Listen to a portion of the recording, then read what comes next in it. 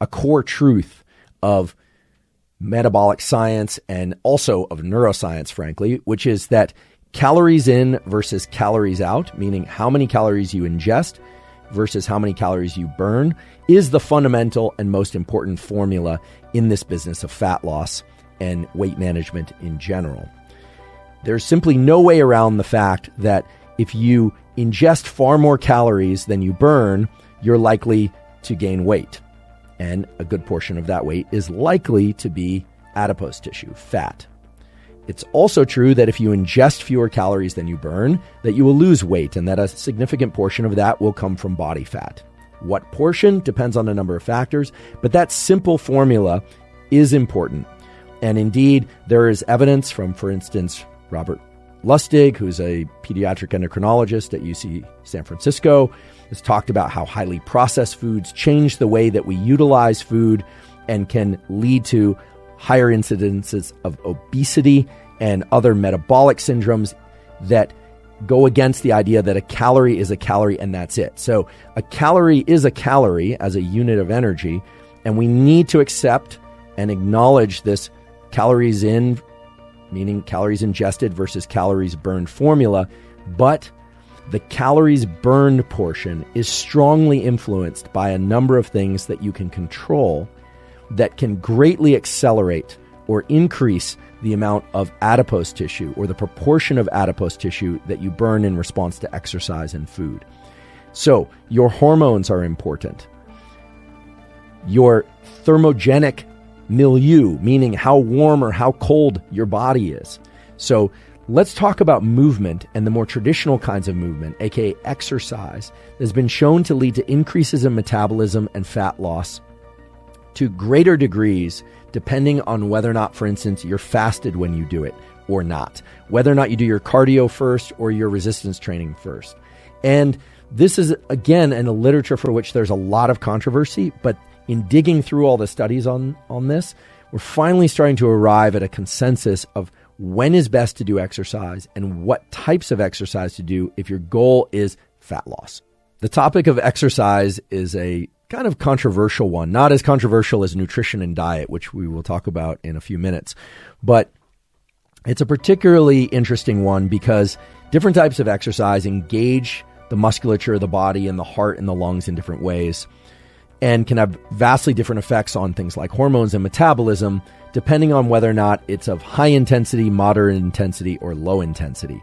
So rather than think about weight training versus cardiovascular exercise, I think the most simple way, the most fluid way to have this conversation about exercise and fat loss is in terms of three general types of training. Whether or not it's done with weights or body weight doesn't really matter.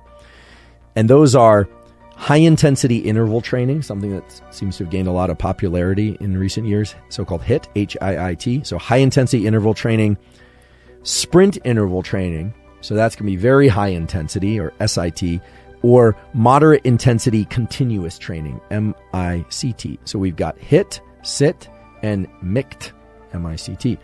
And we can get a little bit more precise if you'd like. I'm not somebody who measures my VO2 max or anything while I exercise. I generally know whether or not I'm doing something I could continue for a very long time or whether or not I'm doing something that I realize is going to be of short duration, high intensity. But if you'd like to map this to VO2 max, SIT, this sprint interval training, was defined as all out, greater than 100% of VO2 max bursts of activity that last 8 to 30 seconds, interspersed with less intense recovery periods. So this would be sprinting downfield for 8 to 30 seconds, then maybe walking back for about a minute or two, and then sprinting again and then continuing. So that would be SIT. HIIT, H-I-I-T, is defined as submaximal, so 80 to 100% of VO2 max bursts of activity that last 60 to 240 seconds, interspersed with less intense recovery periods. So on a standard 400-meter track, just to give this a little bit of a visual, a 4-minute mile would be fantastic for most people, although people run faster than that, of course. So that's 4 60-second laps, but that's back to back to back. I think in my best shape, or maybe it was in my dreams, I don't recall which, I was able to do 60 seconds around the track, but of course I couldn't get that on the second or third or fourth. If I did, that was certainly in fantasy land and not reality. But 60 seconds would be about one revolution around the track, maybe 90 seconds, depending on how fast one is running. So 60 to 240 seconds. MICT, okay, this moderate intensity continuous training is steady state cardio, sometimes called zone 2 cardio these days on the internet, which is performed continuously for 20 to 60 minutes at moderate intensity of 40 to 60% of VO2 max, or if you prefer heart rate, 55 to 70% of max heart rate. Okay, so we can think about high, medium, and low intensity exercise, although low intensity usually means that you could carry on a conversation, or maybe you'd have to gasp every few steps or so while trying to talk and run.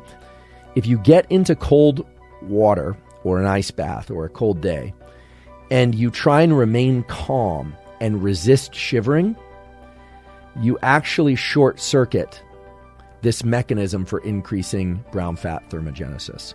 The paper published in Nature shows that it is shivering itself that causes the brown fat to increase your burning, your burn rate, and your metabolism. And it works like this. When you get into cold and you shiver, the shivering, that low-level movement of the muscle, those small movements, triggers the release of a molecule called succinate, succinate, succinate. And succinate acts on the brown fat to increase brown fat thermogenesis and fat burning overall. How much cold exposure and how often, that's the key. But before I give that detail or set of details, remember, if you resist the shiver, you are not going to get the increased metabolic effect because you are not going to get the succinate release. So if you want to get your body heat, your thermogenic level to go up, you need to shiver. So now we have the NEAT, the non-exercise activity thermogenesis, so low levels of activity, as I described before, which are done away from cold. Maybe do them in cold as well as shiver in response to cold.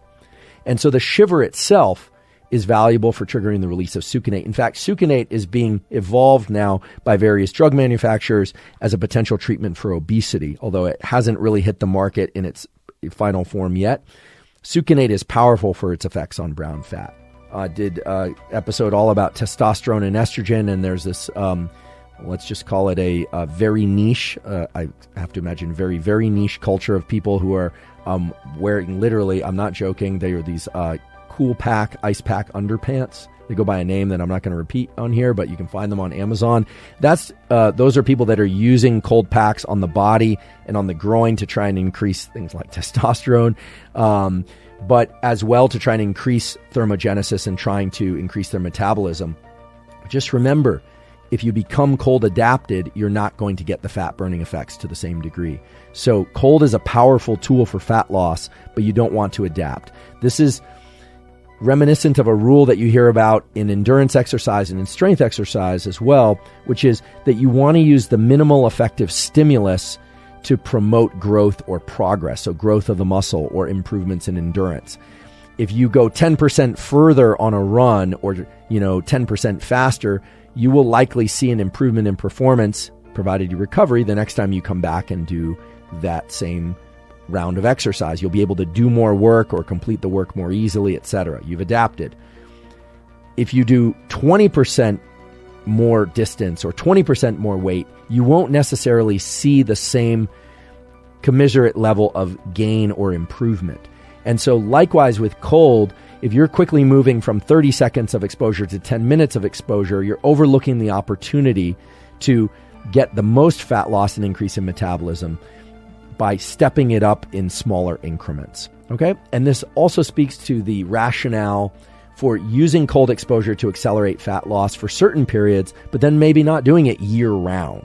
If fat loss is your goal, maybe use it for 2-3 months at a time and then stop for 2-3 months at a time because it is such a potent stimulus, provided you engage in the shift.